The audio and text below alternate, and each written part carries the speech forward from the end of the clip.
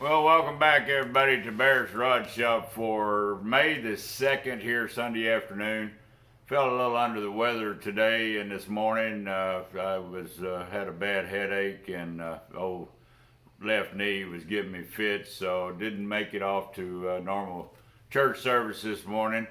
But later on after lunch I got busy and sewed up another chip guard for the Roug-Fu 30, and this will be part 4, I believe. If I'm wrong, I will change that, but I believe it's part 4.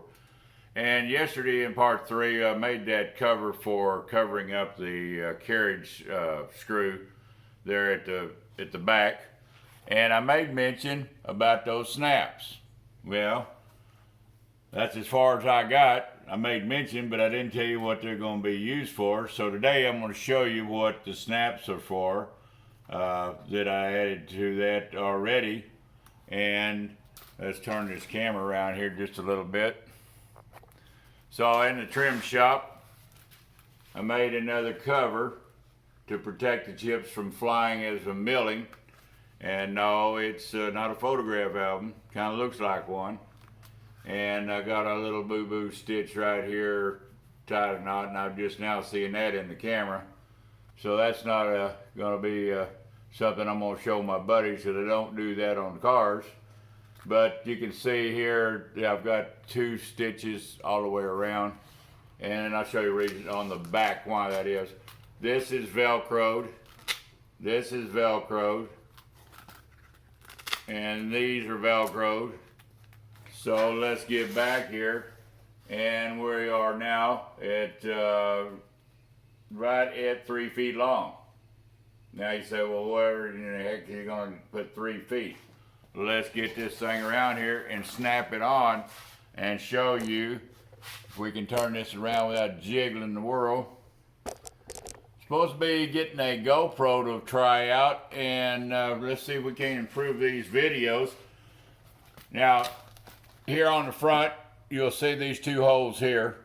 That's where the cap screws are. I didn't want them showing all the way through. Yes, on the back side, they're recessed, so they fit in there nice and flush, but they don't come through and don't want them through. I want this right here, either on a stool. I can get down here and I can eyeball. I know where I am. And, these snaps gonna have to get a little work on. Right now I'm gonna give it a little bit of persuasion. Alright, there she is. You see we got the Velcro when it's all folded. And it comes out here. Let's see if we can't give you this corner over here. And I'd use and I've got to go get another magnet. I like this one, especially this blue, already kind of matches. But this is where I'll end up putting this here on the bed. And then we can fold it any direction we want. Come back in here and accordion it. Get out there on the edge of the table, out here. Get my hand out of the way. But this gives me multiple swing areas. Let's say I want to come right into there and then then let's go over here.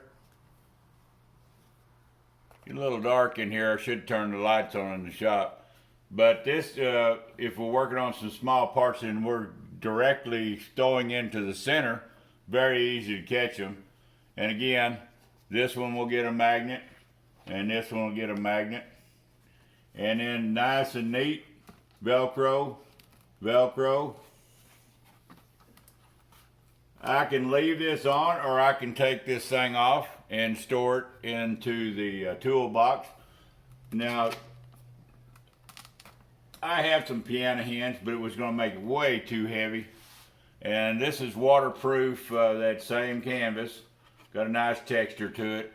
And you won't have any UV rays in the shop to worry about, but those sparks are not going to burn in. If they do, I got more vinyl.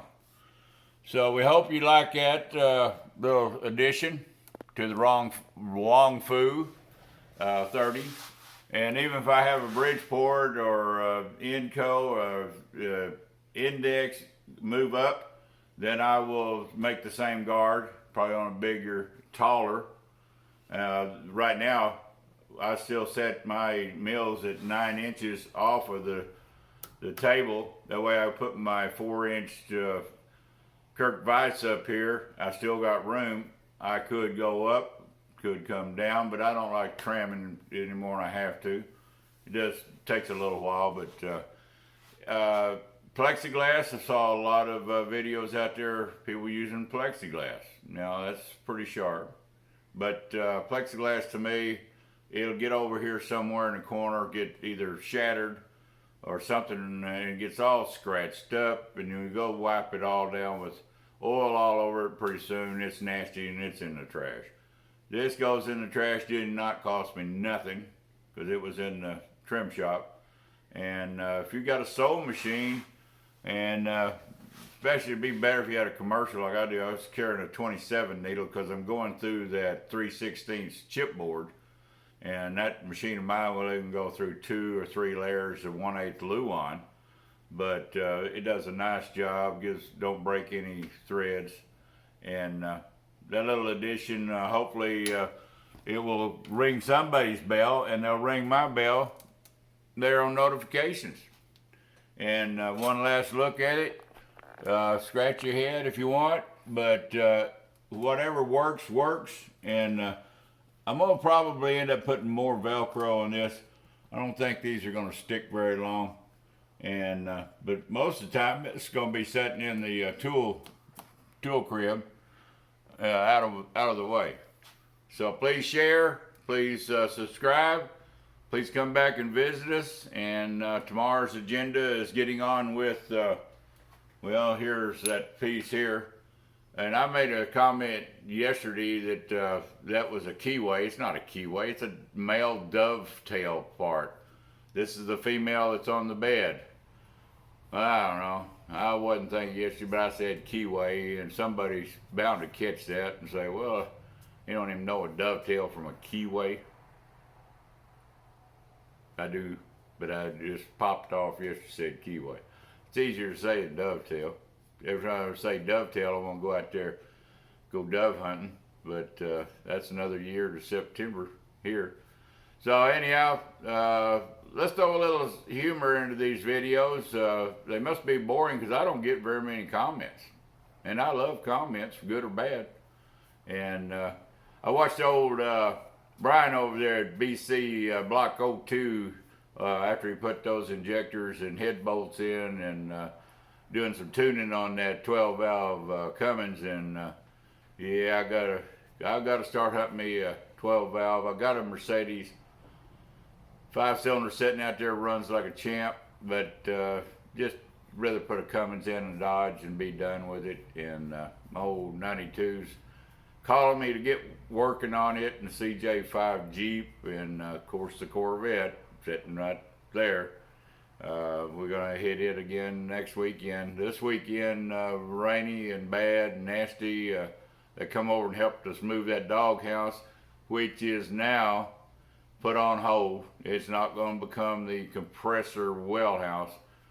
Time I cut down the compressor, moved the motor down on the side to get the height that would go in it, cut the well water tank down and re-weld it if possible.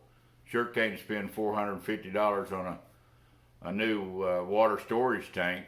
That's just a waste of money, and I got a good tank out here. So I'm gonna put a roof on the well house, call it good, put a door on it, and insulate it well for this next blizzard. Hopefully don't come in February of 2022.